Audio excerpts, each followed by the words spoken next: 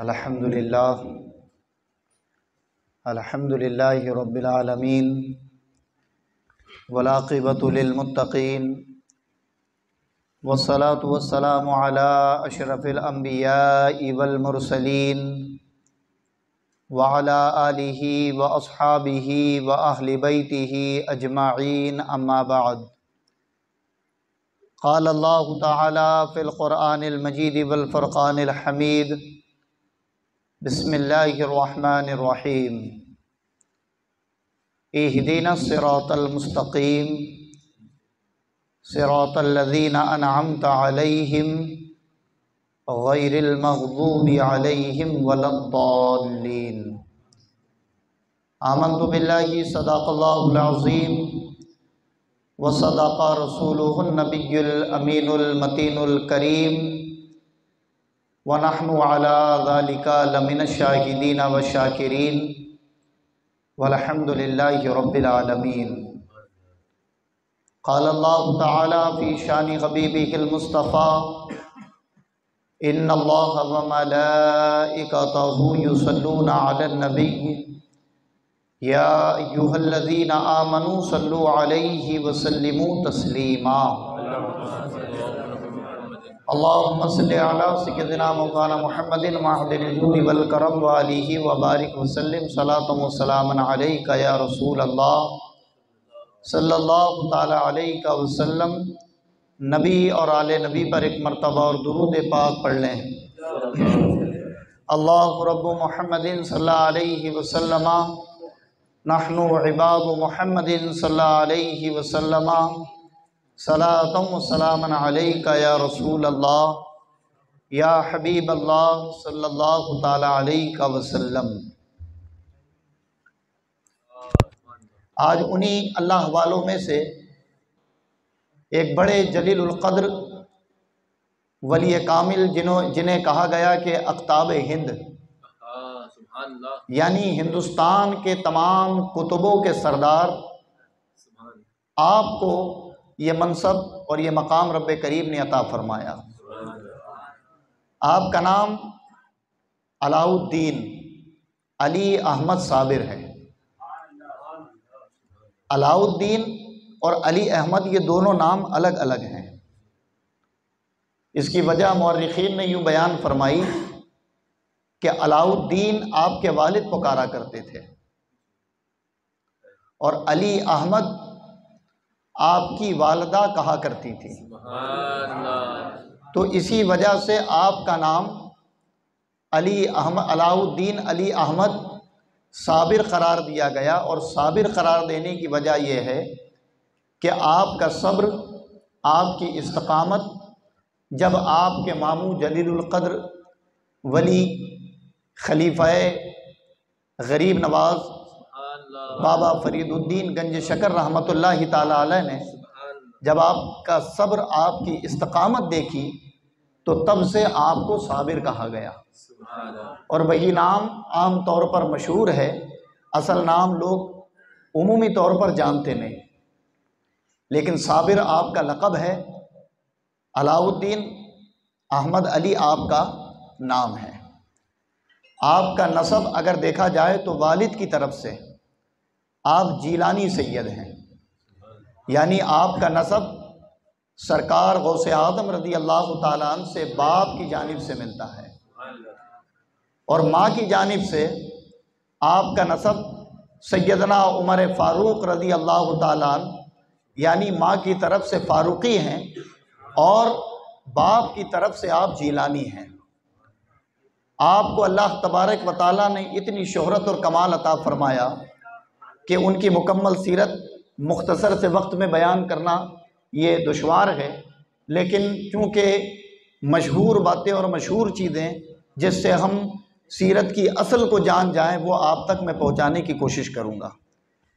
سرکار علاء الدین احمد علی صابر مخدوم اقطاب ہند رحمۃ اللہ تعالی علیہ کی ولادت باسعادت 19 ربیع الاول 592 ہجری میں ہوئی۔ ہرت جو افغانستان میں ایک جگہ واقع ہے، وہاں آپ کی ولادت ہوئی۔ آپ کی ولادت کے پہلے ہی آپ کے والد، جن کو عبد الرحیم بھی کہا گیا اور عبد السلام بھی کہا گیا ہے، لیکن زیادہ تر معتبر کتابوں میں سرکار صابر پاک رحمۃ اللہ تعالیٰ علیہ کے والد کا نام عبد الرحیم ہے۔ عبد الرحیم جو آپ کے والد تھے، یہ بھی وقت کے ولی کامل، وقت کے ابدال، بڑے عالم دین اور با کرامت ولی تھے۔ اللہ تبارک و تعالیٰ نے آپ کو بے شمار کرامتوں اور کمالات سے نوازا تھا۔ جب آپ کا نکاح صابر پاک کی والدہ سے ہوا تو اس سے پہلے کے واقعات مورخین بیان فرماتے ہیں کہ چونکہ آپ کی پشت سے صابر پاک اس دنیا میں آنے تھے، تو آپ جب تک اپنے باپ کی پشت میں رہے، آپ کے والد کی پیشانی پر ایک نور چمکتا تھا، اور کئی ولیوں نے، بڑے بڑے ابدال اور کتبوں نے اپنے اپنے وقت کے آپ کو بشارتیں دی کہ اللہ آپ کی پشت سے جس بچے کو تولد فرمائے گا، اس کا مقام اور مرتبہ اتنا بلند و بالا ہوگا کہ اس کے وقت کے بڑے بڑے ابدال، کتب اس کی بارگاہ میں حاضری دیا کریں گے، اور رب اسے جلال، استقامت اور صبر ایسا عطا فرمائے گا کہ پھر نہ کبھی اس کے صبر کی مثال ملے گی، نہ اس کے جلال کی مثال ملے گی۔ اور یہ تمام چیز آپ کو رب کائنات نے عطا فرمائی۔ جب آپ کی والدہ سے آپ کا نکاح ہوا تو آپ 19 ربیع الاول کو ہرت کی سرزمین پر پیدا ہوئے، اور پھر پیدا ہونے کے بعد ایک واقعہ تاریخ میں یوں بھی گزرا ہے کہ جیسے ہی آپ کا تولد ہوا تو آپ کی والدہ سے ایک دایا نے آپ کو لیا، اور لینے کے بعد چاہا کہ میں غسل دوں۔ تو جب غسل دینے کے لیے اس نے ہاتھ لگانا چاہا تو اسے ایک کرنٹ سا لگا، جھٹکا لگا، اور وہ دور ہٹ گئی۔ تو حاتب غیب سے آواز آئی کہ اس بچے کو بے وضو ہاتھ نہ لگا، اگر بے وضو ہاتھ لگائے گی تو یہی انجام ہوگا۔ تو پھر انہوں نے وضو کیا، اور وضو کرنے کے بعد علاء الدین علی احمد صابر کلیری کو غسل دیا۔ آپ تقریباً بچپن میں ہی بڑی دیانتداری، صبر اور استقامت کے ساتھ زندگی گزارتے تھے۔ آپ کی والدہ فرماتی ہیں کہ آپ ایک دن دودھ پیتے، ایک دن بھوکے رہتے، یعنی ایک دن آپ اپنی ماں کا دودھ پیا کرتے اور دوسرے دن آپ روزہ رکھا کرتے۔ ایسے ایام رضاعت، جس کو دودھ کے ایام کہتے ہیں، یہ ایام 2 سال کے، ان 2 سالوں میں آپ نے 1 سال دودھ پیا ہے، 1 سال بھوکے رہے ہیں۔ 4 سال کی عمر میں رب نے آپ کو قوت گویائی عطا فرمائی۔ جیسے ہی آپ نے بولنا شروع کیا تو آپ کے والد عبد الرحیم رحمۃ اللہ تعالیٰ علیہ بیان فرماتے ہیں کہ آپ نے سب سے پہلا کلمہ اگر اپنی زبان سے کچھ نکالا تھا تو وہ کلمہ تھا لا الہ الا اللہ۔ فرمایا کہ نہیں کوئی معبود سوائے اللہ کے۔ اور جب والد نے یہ پہلا جملہ سنا تو خود ولی کامل تھے، بڑے خوش ہوئے اور کہا اللہ بزرگوں کی وہ بشارتیں جو اس کی ولادت سے پہلے دی گئی تھی، اس کے بولتے ہی یہ ثابت ہو گیا کہ یہ بیٹا، یہ میرا بچہ اللہ کا برگزیدہ بندہ ہے اور اللہ کی رضا کے لیے اپنی زندگی گزارے گا۔ 5 سال کے جب صابر پاک رحمۃ اللہ تعالیٰ علیہ ہوئے تو آپ کے والد ماجد سید عبد الرحیم صاحب کا انتقال ہو گیا، اور جب ان کا انتقال ہوا تو انتقال کے وقت سے ہی آپ پر ایک جذب کی کیفیت طاری ہونے لگی تھی۔ 5 سال کی عمر کا بچہ ہوتا کیا ہے، لیکن 5 سال کی عمر سے آپ کے اندر ایک جذب کی کیفیت ہوتی تھی، یعنی اگر آپ آسمان پر دیکھ رہے ہیں تو گھنٹوں آسمان پر دیکھتے تھے، اگر آپ کہیں ٹک کر بیٹھے ہیں تو گھنٹوں وہیں ٹکے ہوتے تھے، اگر کسی ورد میں آپ مشغول ہیں تو گھنٹوں اسی ورد میں مشغول رہا کرتے تھے۔ والد کے وصال کے بعد والدہ کی ذمہ داری پر آپ پورے طور پر آ گئے۔ والدہ نے کئی سال تو تربیت اور پرورش کی، لیکن چونکہ آل نبی اولاد علی کی تربیت اور گھرانہ سیدنا عمر فاروق کا شوہر آل نبی اولاد علی ہے، یہ مقدس خانوادے کے لوگ اپنے صبر اور استقامت پر قربانیاں تو دے سکتے ہیں، لیکن اپنی ضرورت اور اپنی حاجت کے لیے کسی کے سامنے ہاتھ نہیں پھیلاتے۔ جب دیکھا کہ اب وقت گزارنا ہرت میں بڑا مجبور ہو چکا ہے، بڑا دشوار ہو چکا ہے، تو آپ نے اپنے بھائی سیدنا بابا فرید الدین گنج شکر رحمۃ اللہ تعالیٰ علیہ کو ایک خط لکھا، اور خط کے ذریعے یہ کہا کہ بھائی اگر اجازت ہو تو میں آپ کے پاس آنا چاہتی ہوں۔ جب بابا فرید الدین گنج شکر رحمۃ اللہ تعالیٰ علیہ نے یہ اجازت دے دی تو تقریباً 9 یا 10 سال کے صابر پاک رحمۃ اللہ تعالیٰ علیہ تھے، اور آپ کی والدہ نے آپ کو ان کے ماموں یعنی بابا فرید الدین گنج شکر، جن کا مزار پاکستان پٹن میں ہے، پاک پٹن اس کو کیوں کہا گیا تو اس کی بھی تاریخ بیان یوں کی گئی کہ پاک اصل معنوں میں صاف ہوتا ہے، اور پتن جہاں پانی ہوتا ہے، تو کچھ لوگ جو اس علاقے کے تھے وہ اس جگہ سے پانی نہ پیتے تھے نہ بھرتے تھے۔ ایک مرتبہ بابا فرید کو وہاں بیٹھے دیکھا، اور دیکھنے کے بعد ایک شخص نے کہا کہ یہ پانی استعمال نہ کرو، یہ خراب ہے، تو آپ نے اپنی زبان میں کہا تھا پاک پتن، یعنی یہ پانی پاک بھی ہے اور صاف بھی ہے۔ بس اس دن کے بعد سے اس شہر اور اس آبادی کا نام پاک پٹن ہو گیا۔ یہ جملہ بھی سرکار صابر ہے بابا فرید الدین گنج شکر رحمۃ اللہ تعالیٰ علیہ کی زبان سے نکلا تھا۔ گویا صابر پاک کی والدہ آپ کو لے کر پاک پٹن پہنچی، اور جب پہنچی تو پھر اپنے بھائی بابا فرید الدین گنج شکر کی تربیت میں اپنے بیٹے کو دے دیا۔ دینے کے بعد جتنے ظاہری علوم تھے بابا فرید نے احمد علاء الدین صابر کو سکھائے، تمام ظاہری علوم سے جب مزین ہو گئے تو پھر علوم باطنی کی تعلیم دی۔ 3 سالوں تک تو والدہ ساتھ رہی، اور جب 3 سال کا عرصہ گزر گیا تو پھر والدہ نے چاہا کہ مجھے اپنے وطن واپس لوٹ جانا چاہیے، تو والدہ نے اپنے بھائی سے اجازت مانگی یعنی بابا فرید سے، کہ کہا بھائی جان میں چاہتی ہوں کہ اسے آپ کی تربیت میں چھوڑ کر اب میں واپس ہرت اپنے ملک اپنے علاقے لوٹ جاؤں۔ بابا فرید نے اجازت دی، تو آخر میں جاتے جاتے آپ کی والدہ یعنی صابر پاک کی ماں اپنے بھائی سے کہتی ہیں کہ بھائی میری اتنی التجا اور آرزو ہے کہ اسے بھوکا نہ رہنے دینا، اسے بھوکا نہ رہنے دینا۔ بس یہ جملے آپ نے 2-3 مرتبہ کہا تو فوراً بابا فرید الدین گنج شکر رحمۃ اللہ تعالیٰ علیہ نے صابر پاک کو بلوایا، اور ان کی والدہ کے سامنے کہا کہ جاؤ آج سے لنگر کھانے میں تمہاری ڈیوٹی ہے کہ صبح و شام تم نے لنگر تقسیم کرنا ہے۔ یہ ڈیوٹی جب لگائی تو آپ کی نیت تو یہ تھی کہ جب لنگر پر معمور کروں گا تو خود بھی کھائے گا، دوسروں کو بھی کھلائے گا۔ ماں نے بھی یہ سوچی کہ جب لنگر پر معمور کر دیا گیا ہے تو خود بھی کھائے گا، دوسروں کو بھی کھلائے گا۔ لیکن حضرات معاملہ کچھ الگ تھا کہ آپ کو ایک حجرہ خاص دے دیا گیا، اور آپ استغراق کی کیفیت میں ہوتے تھے۔ بس لنگر تقسیم کرنے کے وقت اپنے اس حجرے سے نکلتے، لوگوں کو کھلاتے، اور کھلانے کے بعد پھر واپس حجرے میں چلے جاتے، اور تقریباً 12 سال تک آپ نے لوگوں کو لنگر کھلایا، تقسیم کیا، اور 12 سال کا عرصہ جب گزر گیا تو 12 سال کے بعد ماں کا دل چاہا کہ اب جا کر ملاقات کی جائے، اب ملا جائے کہ بیٹے کا حال کیا ہے، جوان ہو گیا ہوگا۔ تقریباً 22-23 سال کی عمر کو صابر پاک پہنچ چکے تھے جب والدہ ہرت سے پٹن آئی، اور آنے کے بعد جیسے ہی اپنے نوجوان بیٹے سے ملی تو دیکھا کہ حال کچھ اور ہے، جسم دبلا پتلا، بال بکھرے ہوئے ہیں، نظر ایسا آتا کہ کئی دنوں کا فاقہ ہے۔ جب بیٹے کے قریب گئی اور پوچھی کہ بیٹا یہ کیا حال بنا رکھا ہے، تو آپ چونکہ بڑا کم بولا کرتے تھے، آپ نے کہا کہ ماں جو ڈیوٹی میری تھی اسے بجاتا رہا، بس صحت دینا تو اللہ کا کام ہے، تندرستی دینا تو اللہ کا کام ہے۔ یہ چند جملے کہہ کر آپ اپنے کام میں لگ جاتے ہیں۔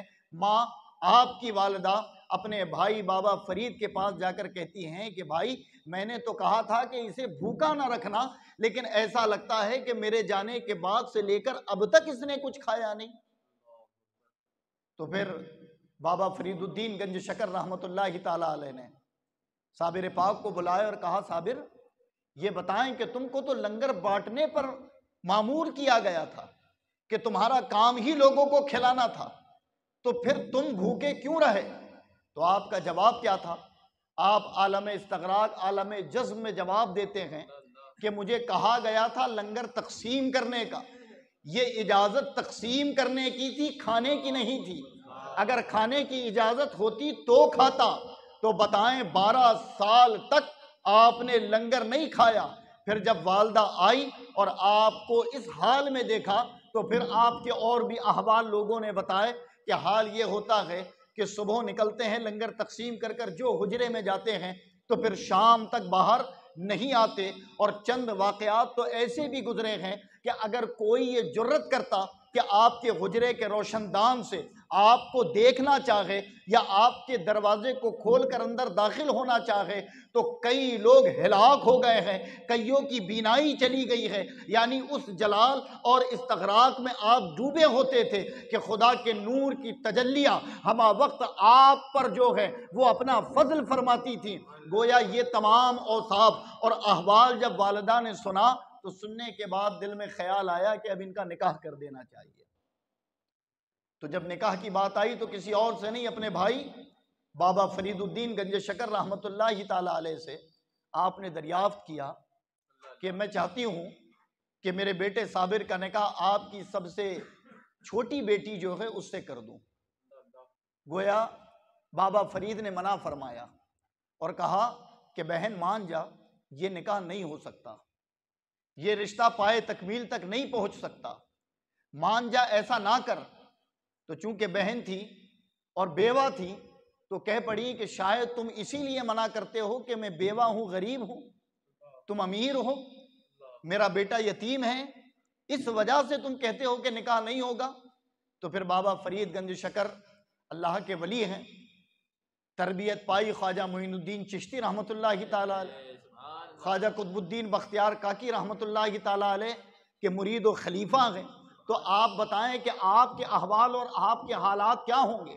جیسے ہی بہن نے اپنی غربت اور اپنی بے بسی کا اظہار کیا تو فوراً آپ تیار ہو گئے اور دونوں کا نکاح کر دیا گیا۔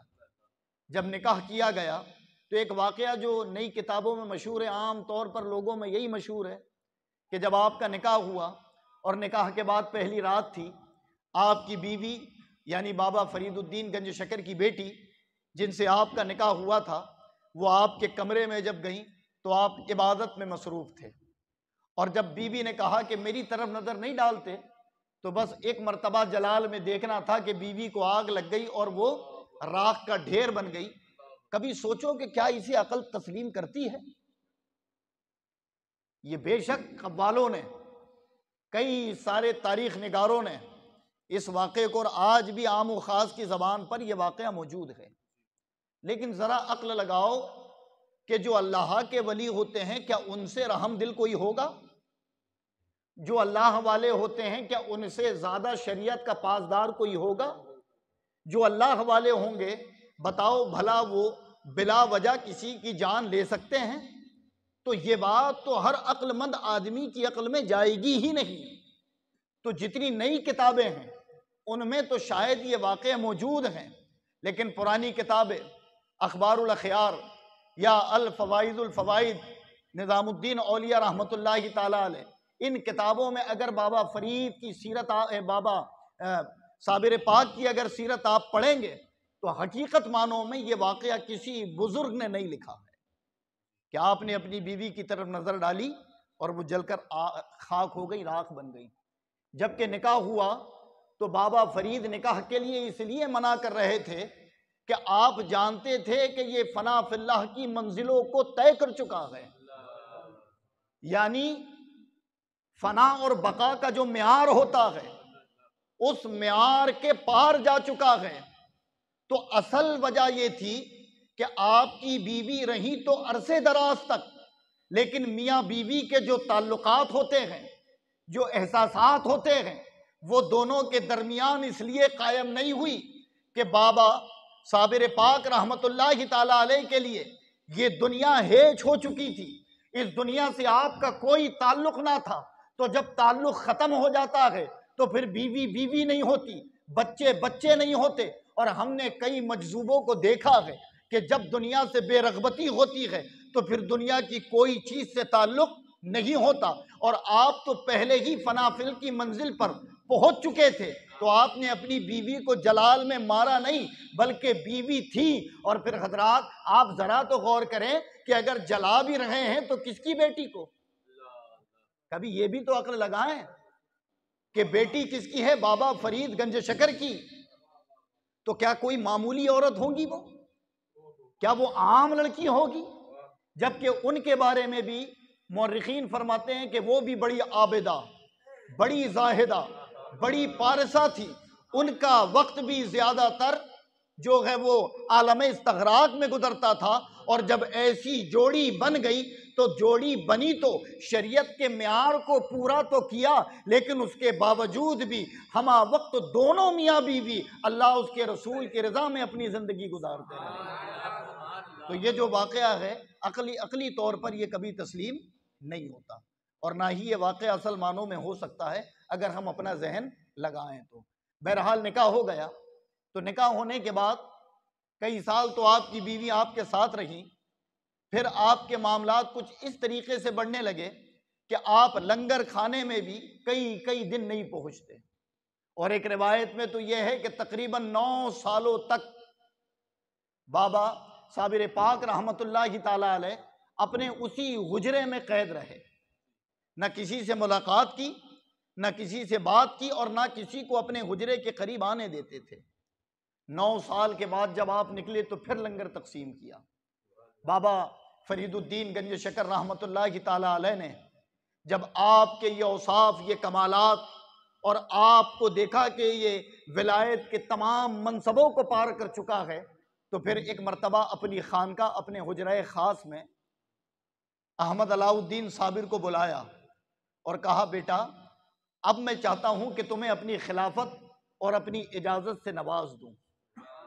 مشائخ چشت کے جتنے تبرکات آپ کے پاس موجود تھے آپ نے وہ تمام صابر پاک کو عطا فرمائے، اور عطا فرمانے کے بعد اپنا مرید کیا، مرید کرنے کے بعد خلافت عطا فرمائی، پھر ایک خلافت نامہ لکھا، اور خلافت نامہ لکھنے کے بعد آپ کو کہا کہ جاؤ ہم نے تمہیں کلیر کا خلیفہ بنایا ہے، اب کلیر جا کر تمہیں دین کی تبلیغ، دین کی اشاعت کرنی ہے۔ جب صابر پاک نے وہ خلافت نامہ اپنے ہاتھ میں لیا تو لینے کے بعد آپ نے اپنے ساتھ کوئی خداموں کی فوج نہیں بلکہ ایک خادم کو رکھا جن کا علیم اللہ نام تھا، اس خادم کو اپنے ساتھ لے کر آپ جو ہے پٹن سے کلیر شریف تشریف لے آئے۔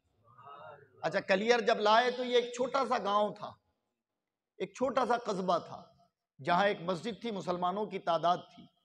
جب آپ وہاں تشریف لائے تو ایک بوڑھی عورت جو بڑی عقیدت مند تھی بزرگوں کی، اس کے یہاں آپ نے قیام کیا، اور قیام کرنے کے بعد جب کچھ دن گزرے، جمعہ کا دن آیا تو آپ مسجد پہنچے، اور مسجد پہنچنے کے بعد اپنا وہی خلافت نامہ پوری عوام کلیر کو پڑھ کر سنایا اور کہا اے عوام کلیر جان لو کہ مجھے بابا فرید گنج شکر نے اس علاقے کا امام اور خلیفہ مقرر کر دیا ہے، اب یہاں اگر امامت اور خلافت کسی کی چلے گی تو وہ میں ہوں، میں فلاں نسب سے تعلق رکھتا ہوں۔ پھر اپنا نسب بیان فرمانے کے بعد اپنے سلسلے کو اور اپنے اوصاف اور احوال بیان کر دیے۔ جب لوگوں کے سامنے یہ بات ہوئی تو اس دن تقریباً 2000 لوگ جو مسجد میں موجود تھے، تمام کے تمام لوگوں نے لبیک تو کہا، اس لیے کہ بابا فرید الدین گنج شکر رحمت اللہ تعالی علیہ کو اس وقت بھی پوری دنیا جانتی تھی کہ ان کا مقام و مرتبہ کیا ہے۔ لیکن حضرات ہر ایک دور میں جہاں بھی حقانیت پہنچی ہے، جہاں بھی حق کے پیروکار پہنچے ہیں، جہاں بھی لوگ حق کی دعوت لے کر پہنچے ہیں، وہاں منافق، وہاں حاسد، وہاں اذیت اور تکلیف دینے والے ہر دور میں موجود رہے ہیں۔ تو اس کلیر کا جو رئیس کلیر تھا، یعنی ایک بڑا لیڈر تھا کلیر کا، اور ایک قاضی تھا جو مسجد کا امام تھا، جب اس نے یہ گفتگو سنی تو اسے برداشت نہ ہوا، اور اس نے لوگوں کو برگلایا، اور بالخصوص اس رئیس کلیر کو کہا کہ بتائیں ہم امامت پر ہیں، ہم قاضی ہیں، ہمارے خاندان سے یہ ریت چلی آئی کہ میرے بعد میرا بیٹا اور مجھ سے پہلے میرا باپ یہاں کا قاضی رہا، یہاں کا امام رہا، اور یہ ایک شخص آتا ہے اور ایک خلافت نامہ پڑھ کر سناتا ہے اور لوگ لبیک کہتے ہیں۔ جب رئیس کلیر کو یہ بات پتہ چلی تو اس نے کہا کہ ٹھیک، ہم لوگوں سے مشورہ لیتے ہیں کہ لوگوں کی رائے کیا ہے۔ جب لوگوں سے مشورہ لیا گیا تو لوگوں میں جو عقیدت مند تھے انہوں نے تو جواب یہ دیا کہ وہ آل نبی اولاد علی ہیں، بابا فرید نے انہیں بھیجا ہے، تو پھر بھلا ان کی تحریر اور ان کی دستخط جو کہ ہم نے آنکھوں سے دیکھی ہے تو اسے کیسے جھٹلا سکتے ہیں۔ جب لوگوں کا یہ رجحان اس رئیس کلیر نے دیکھا تو قاضی کو بلایا اور کہا کہ لوگوں کے سامنے کوئی ایسے معاملات ہمیں پیش کرنے ہوں گے تب جا کر لوگ ان سے اپنا منہ موڑیں گے، ورنہ حال یہ ہے کہ تمہاری امامت اور میری ریاست یہ دونوں خطرے میں ہیں۔ تو ان دنیا پسند لوگوں نے، سیاسی ذہن کے لوگوں نے، وہ ایک جو مسجد کا امام ہے اور دوسرا جو اس علاقے کا سرپرست اور رئیس تھا، دونوں نے مل کے چاہا کہ کسی طریقے سے انہیں یہاں سے ہٹایا جائے۔ طرح طرح کی مہمیں بنائی اور پھر خطوط جب آپ کے پاس پہنچے تو ان خطوطوں کو پھاڑ دیا گیا۔ ہاں، ایک دو امتحان بھی لیے، اور امتحان کیا لیا کہ وہ رئیس کلیر بابا صابر پاک کی بارگاہ میں آ کر کہتا ہے کہ تم خلیفہ ہو، اگر تم خلیفہ ہو تو پھر ایک سوال کا جواب دو، اپنے عمل سے، احوال سے ہمیں کچھ ایسا بتاؤ کہ ہم تمہیں مانیں کہ تمہیں بابا فرید الدین گنج شکر نے اس علاقے کے لیے منتخب کیا ہے۔ تو کہا پوچھیں کیا سوال ہے؟ تو کہا میری ایک بکری تھی بڑی خوبصورت، میں اس سے بڑی محبت کرتا تھا، وہ بکری چوری ہو گئی، کیا تم بتا سکتے ہو کہ وہ بکری کا حال کیا ہے؟ تو اس وقت صابر پاک نے کیا کہا کہ اے بکریوں کو ذبح کرنے والوں حاضر ہو۔ یہ کہنا تھا کہ جن لوگوں نے کیا تھا ان پر اپنا قابو نہ رہا، وہ بھیڑ کو چیرتے ہوئے آپ کے قریب آ گئے، کہا ان لوگوں نے بکریاں ذبح کر کر فلاں کنویں کے پاس بھونج کر اسے کھائی ہیں۔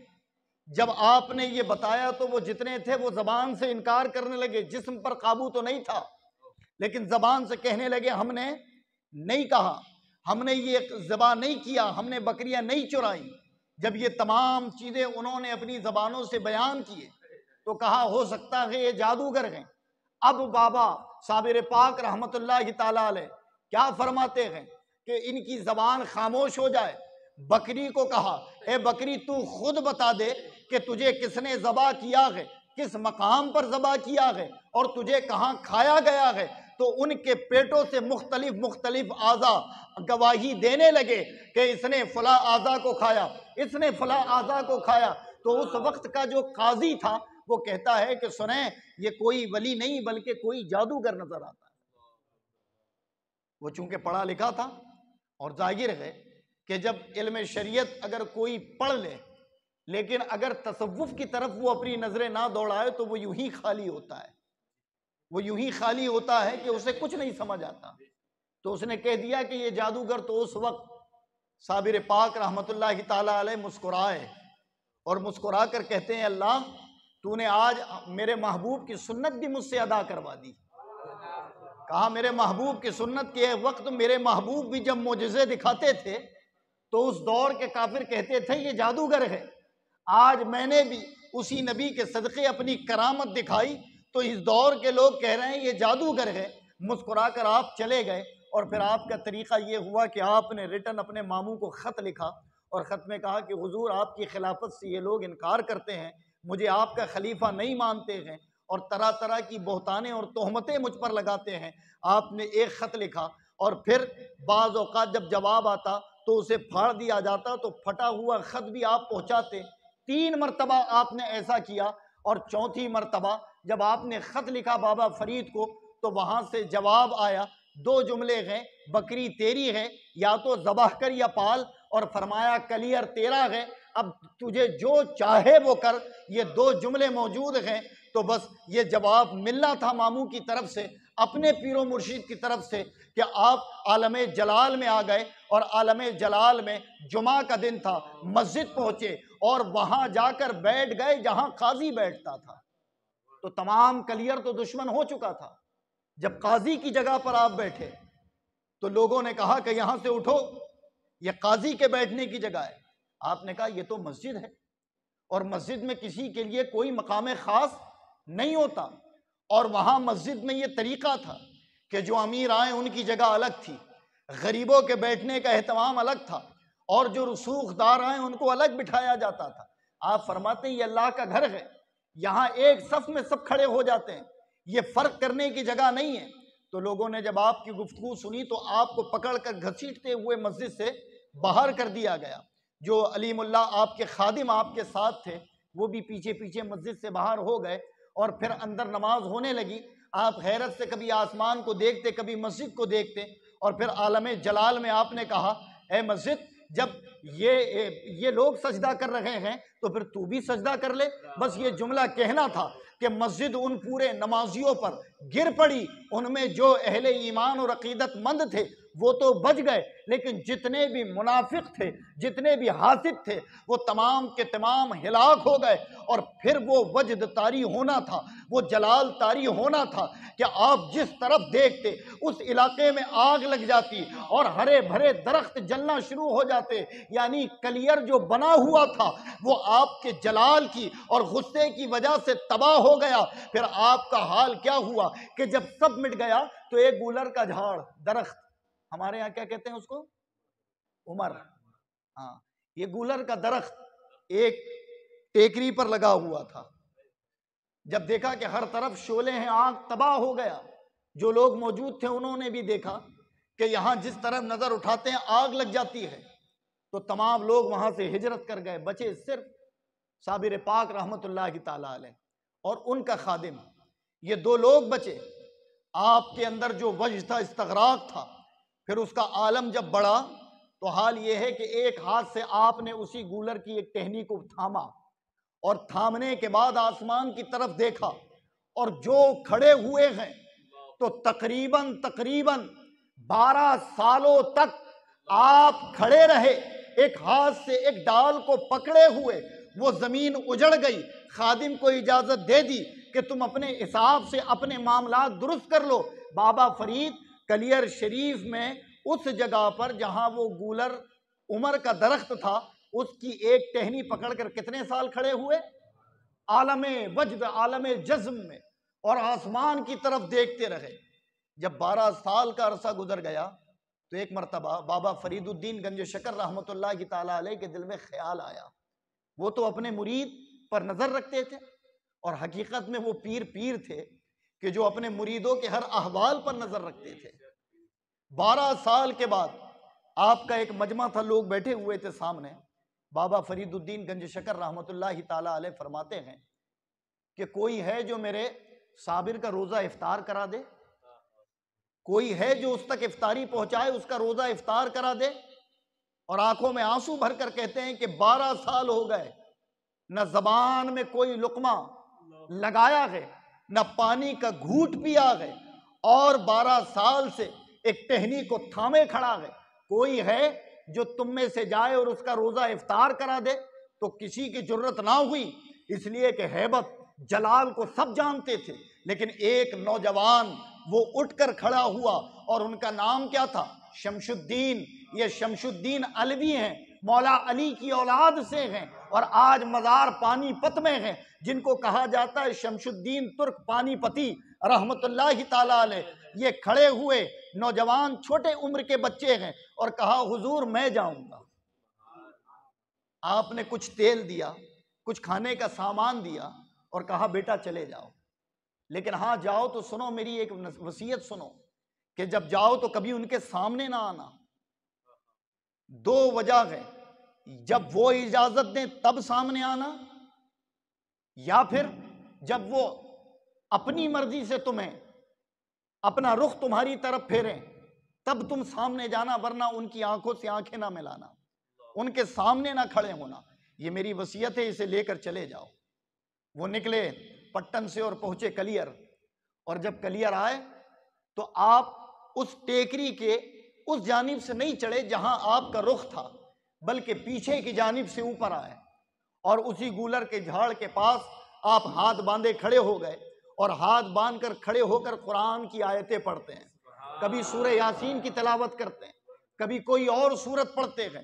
تو 12 سال سے جو لب نہیں کھلے تھے، جیسے ہی قرآن کی صدائیں کان میں پہنچی تو سمجھ گئے کہ پڑھنے والا بھی کوئی عام نہیں اور کلام بھی خدا کا ہے، تو فوراً کہے کہ پڑھو اور پڑھو، اور جب وہ پڑھتے پڑھتے خاموش ہو گئے تو کہا رک کیوں گئے؟ کہا حضور مجھے لگا کہ آپ اپنے استغراق میں مشہور ہیں۔ کہا جب پڑھنا ہی ہے تو آگے آ کر پڑھو، پیچھے کیوں کھڑے ہو؟ آگے آ کر پڑھو۔ تو اس وقت بھی وصیت یاد تھی کہ جب تک کھڑے رہیں، ہاں جب تک کھڑے رہیں تب سامنے نہ آنا، اور جب تک خود اجازت دیں تب تک سامنے نہ آنا۔ تو وہ سامنے نہ آئے، بازو میں داہنی طرف آ کر کھڑے ہو گئے اور پھر وہاں قرآن پڑھنا شروع کیا۔ تو پڑھتے پڑھتے وہ رک گئے، تو پھر بابا صابر پاک فرماتے اب کیوں رک گئے؟ تو کہا حضور تھک چکا ہوں۔ تو کہا بیٹھ جاؤ اور بیٹھ کر پڑھو۔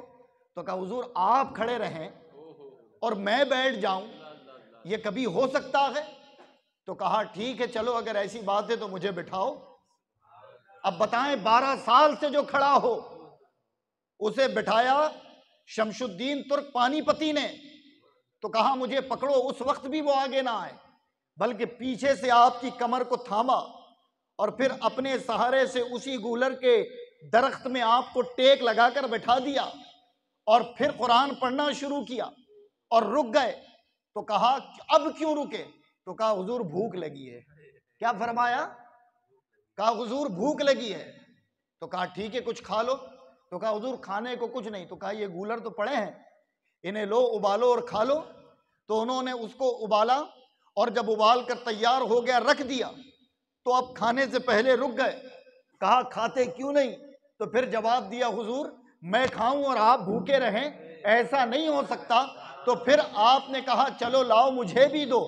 آپ نے بھی کھایا، انہوں نے بھی کھایا، اور کھانے کے بعد پھر کہا قرآن پڑھو۔ پھر وہ قرآن پڑھتے گئے۔ تو کہا تم میرے ارد گرد ہو کر کبھی پیچھے ہو کر پڑھتے ہو، سامنے کیوں نہیں آتے؟ تو کہا حضور آپ نے اجازت ہی نہیں دی کہ میں سامنے آؤں۔ تو کہا اب آ کر سامنے بیٹھ کر پڑھو۔ جب سامنے بیٹھ کر آپ نے قرآن پڑھا تو حضرات 12 سال سے کھڑے تھے، یہ جسم حرکت کرنا بند کر چکے تھے۔ جو تیل بابا فرید الدین نے پہنچایا تھا، پھر اسی تیل سے آپ نے صابر پاک کے جسم کے ان اعضاء کی مالش کی تو جسم کچھ حرکت میں آیا، اور پھر جب جسم حرکت میں آیا تو آپ جو ہے پانی پتی رحمت اللہ تعالیٰ علیہ شمس الدین فرماتے ہیں کہ حضور جو کام تھا وہ پورا ہو گیا، اب اجازت ہو تو پٹن لوٹ جاؤں یا آپ مجھے اپنی خدمت پر مامور کرتے ہیں؟ تو کہا کہ تجھے میرے پیر نے بھیجا ہے، میرے پیر و مرشد نے بھیجا ہے، تو میری خدمت میں رہے، اب میں تجھے واپس نہیں پہنچاؤں گا، اس لیے کہ تیرا تعلق پٹن سے ہے۔ اپنے ساتھ رکھا، اور اپنے ساتھ رکھنے کے بعد پھر تعلیم و تربیت کا سلسلہ شروع ہوا۔ ایک عرصے دراز تک کئی تعلیم و تربیت عطا کرنے کے بعد آپ ایک مرتبہ توجہ کے ساتھ سنیں، یہ سب سے اہم بات ہے، سب سے اہم بات، جب تعلیم و تربیت کا سلسلہ شروع ہوا چلتا رہا تو شمس الدین ترک پانی پتی رحمت اللہ تعالیٰ علیہ نے کہا حضور مجھے کچھ نصیحتیں کر دیں۔ تو آپ فرماتے ہیں نصیحتیں وہ نصیحتوں میں صرف ایک ہے کہ ایسے ہو جاؤ کہ فنا کو سمجھ جاؤ بقا کو سمجھ جاؤ، فنا کو سمجھ جاؤ اور بقا کو سمجھ جاؤ۔ اس وقت تو یہ بات سمجھ نہ آئی، لیکن 13 سال گزرنے کے بعد پٹن سے یہ خبر آئی کہ آپ کے پیر و مرشد بابا فرید الدین گنج شکر کا وصال ہو گیا ہے۔ جب یہ سنا تو بڑے غمزدہ ہوئے اور روتے روتے پھر کہتے ہیں کہ میرے جو پیر تھے وہ فنا اور بقا دونوں منصبوں پر پہنچ چکے تھے۔ پھر شمس الدین فرماتے حضور کہ یہ فنا اور بقا کیا ہے؟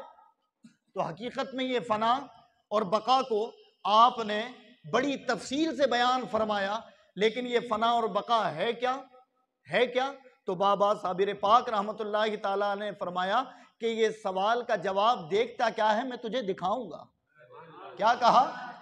کہ سوال کا جواب کیا چاہتا ہے، میں تجھے دکھاؤں گا کہ فنا کیا ہے اور بقا کیا ہے۔ لیکن جب اس کی تحقیق بیان کرتے ہیں تو سنیں وَلَا تَقُولُوا لِمَنْ يُقْتَلُ فِي سَبِيلِ اللَّهِ أَمْوَاتٌ، کہ وہ لوگ جو اللہ کی راہ میں مارے گئے انہیں مردہ نہ کہو بلکہ وہ زندہ ہیں، لیکن تمہیں شعور نہیں۔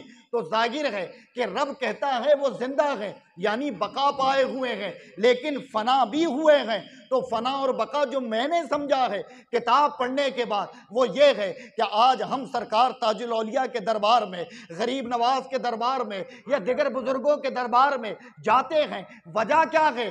جبکہ زندوں کا اتنا شورا نہیں ہوتا، زندوں سے اتنا تعلق نہیں ہوتا، تو وہاں جا کر سمجھ آتا ہے کہ جو جسم تھا وہ تو فنا ہو گیا لیکن بقا خدا نے رکھی ہے، تبھی تو زندوں سے زیادہ لوگ ان سے محبت کر رہے ہیں۔ سمجھ آئی بات؟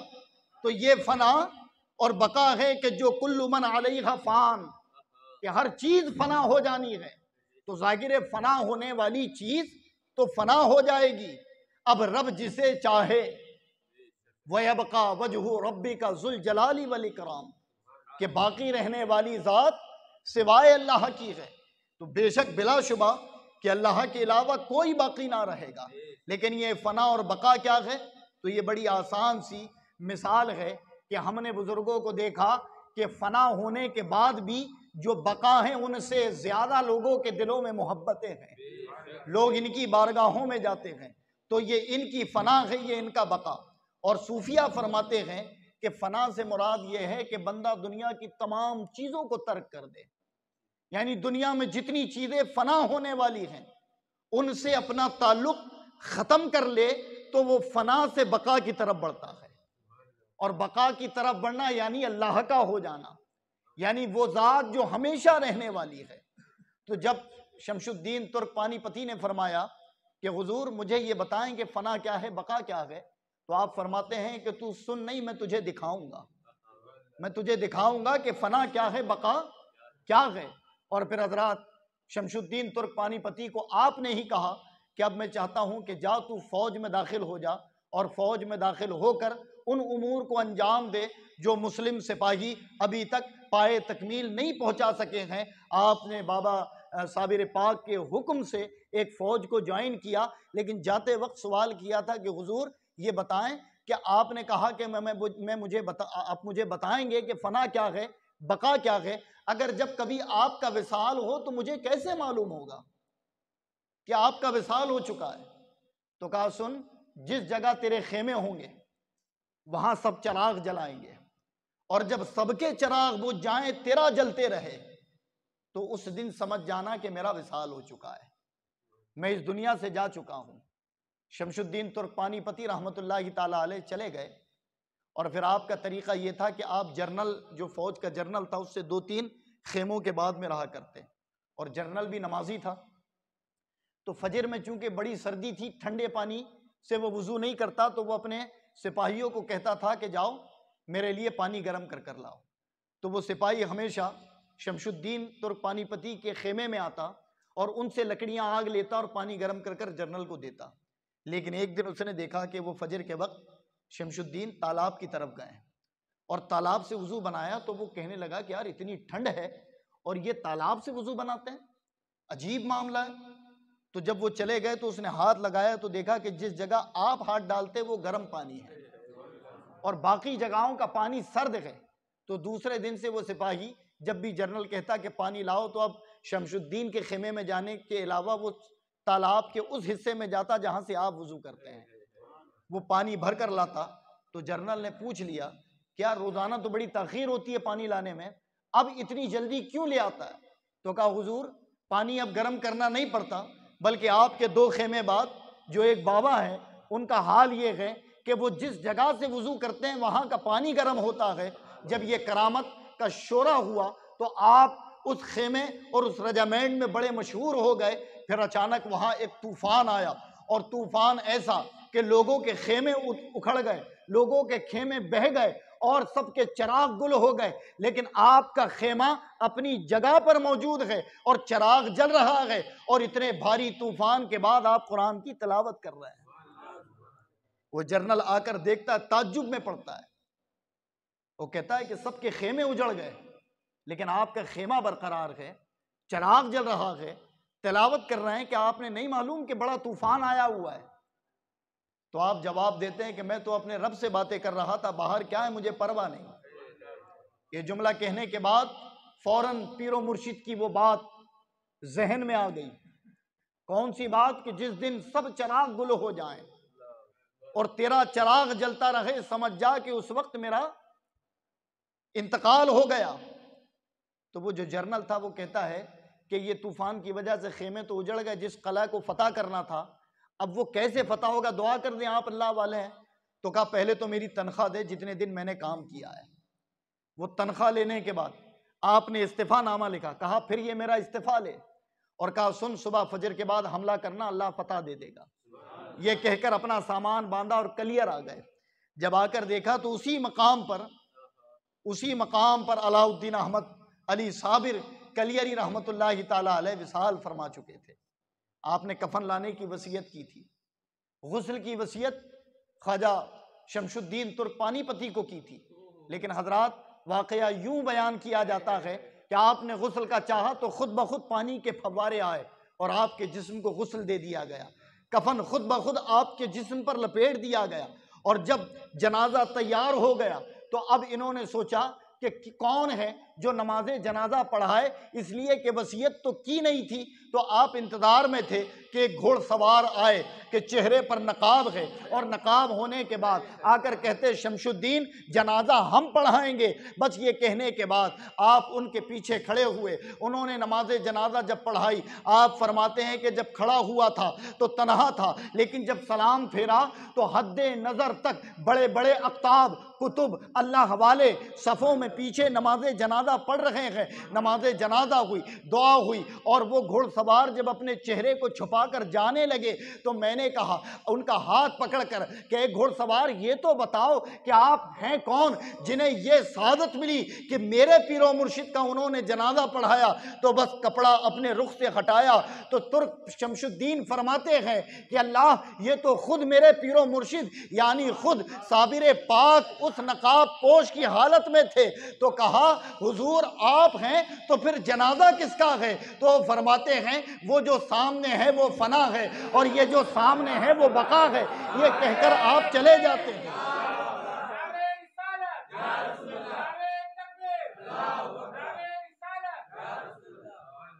کیا کہا کہ یہ جو ہے یہ فنا ہے جسے تو نے ابھی دیکھا، اور یہ جو جا رہا ہے یہ بقا ہے۔ یعنی واحد ایک ایسے ولی اللہ گزرے ہیں کہ جنہوں نے اپنا جنازہ خود پڑھایا ہے، اور فنا اور بقا کیا تھا اپنے مرید خواجہ شمس الدین ترک پانی پتی کو سمجھایا۔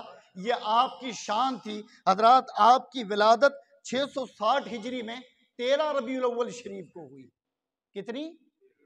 یعنی کل عمر صابر پاک کو جو اللہ نے عطا فرمائی وہ 98 برس تھی۔ کتنی؟ 98 سال آپ نے عمر پائی۔ اس پوری عمر میں آپ کو اقطاب ہند کا لقب ملا۔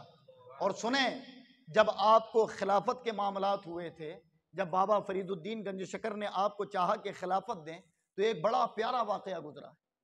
بابا فرید الدین گنج شکر فرماتے ہیں کہ میں نے خواب دیکھا، اور خواب میں کیا دیکھا کہ میرے پیر و مرشد خواجہ قطب الدین بختیار کاکی رحمت اللہ تعالیٰ علیہ یہ خواب میں تشریف لائے اور مجھے کہا کہ علاء الدین احمد علی صابر کہاں ہے؟ میں نے کہا حجرے میں۔ کہا اسے جگاؤ، تم بھی ساتھ ہو جاؤ، اور مجھے ساتھ لے کر ایک ایسی مجلس میں پہنچے جہاں ہمارے آقا امام الانبیاء تخت پر موجود تھے۔ جب ہم نے ان کا دیدار کیا تو انہوں نے ہمیں قریب بلا کر اور صابر پاک کی پشت پر ہاتھ رکھا، اور ہاتھ رکھنے کے بعد کہا کہ ان سے میرے دین کو بڑا فروغ ملے گا۔ اور پھر حضرات جب نیند کھلی تو آپ نے اپنے حجرے میں بلا کر صابر پاک کو سرکار کے حکم سے مرید فرمایا تھا، سرکار کے حکم سے خلافت عطا فرمائی تھی۔ اور سنیں غوث پاک رضی اللہ تعالیٰ عنہ کی دیوانگی کا حال یہ ہے کہ ہمہ وقت صابر پاک رحمت اللہ تعالیٰ علیہ اگر کسی ورد کو کیا کرتے تھے تو مورخین نے فرمایا کہ یا شیخ عبد القادر جیلانی شیء للہ، کیونکہ آپ کے آباء و اجداد میں تھے۔ اور جلال کی کیفیت یہ تھی کہ آپ جب اپنی قبر انور کے اندر چلے گئے تو اس کے باوجود بھی جلال نہیں تھما، وہ جلال جاری رہا، اور کئی سال تک تو کلیر آباد ہی نہیں ہوا۔ آگ برستی تھی، آگ لگ جایا کرتی تھی، لیکن ایک بہاؤالدین جن کا نام ہے اللہ کے ولی ہیں یہ ایک اللہ اپنے دادا کی مزار پر جھاڑو لگایا کرتے تھے، روزانہ ان کا معمور تھا۔ یہ جب جھاڑو سہارنپوری بہاؤالدین سہارنپوری رحمۃ اللہ تعالیٰ علیہ یہ اپنے دادا کی مزار پر جھاڑو لگاتے تو ایک مرتبہ انہیں ایک شخص گزرتا ہوا نظر آیا اور کہا کہ یہیں لگاتے ہو، کبھی ہماری قبر پر بھی لگا جاؤ، کبھی ہماری قبر پر بھی جھاڑو لگا جاؤ۔ تو اس وقت تو انہوں نے دھیان نہ دیا، لیکن جب ذہن میں وہ جملے آئے تو کہا یہ اور کوئی نہیں بلکہ کلیئر والے ہیں۔ شناخت کرتے کرتے کلیئر پہنچے تو دیکھا آگ برس رہی ہے، کہیں آگ گر رہی ہے، تو کہا جب بلایا ہے تو پھر اپنے جلال کو بھی سرد کر لیں۔ اس دن سے جو جلال سرد ہوا ہے وہ آگ برسنا بند ہوئی۔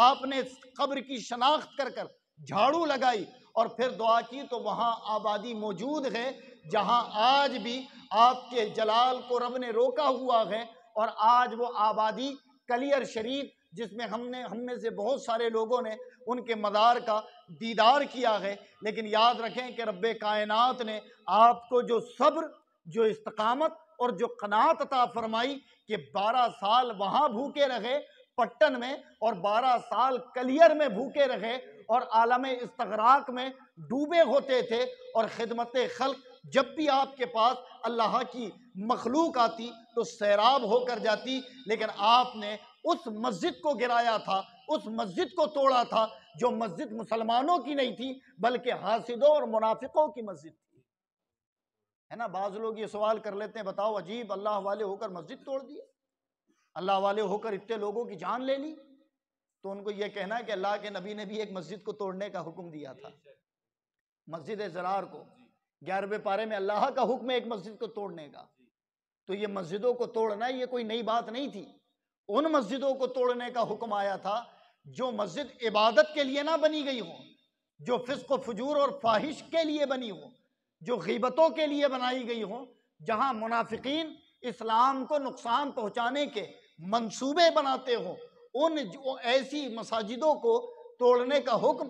اور جو کلیئر کی مسجد تھی وہ مسجد عبادت خانہ نہیں تھا بلکہ وہ امیروں کے لیے الگ انتظام، رسوخ داروں کے لیے الگ انتظام، پھر وہاں بیٹھ کر مہمیں بنائی جاتی تھی۔ تو صابر پاک رحمت اللہ تعالیٰ علیہ نے مسجد کو کہا کہ تو بھی سجدہ کر، ورنہ اللہ والوں کا حال یہ ہوتا ہے کہ بھوکوں کو کھلانا ہی ولایت کی سیڑھیوں میں سے ایک سیڑھی ہے، یتیم اور غریبوں کے سر پر ہاتھ رکھنا یہ ولیوں کا کام ہے۔ اور اگر حقیقت میں دیکھنا ہو کہ تصوف اور صوفیزم ہوتا کیا ہے تو یہ بزرگوں کے درباروں میں جو غربا اور مساکین پلتے ہیں، حیات ظاہری میں بھی تصوف اور سلوک اسی کو کہا جاتا ہے۔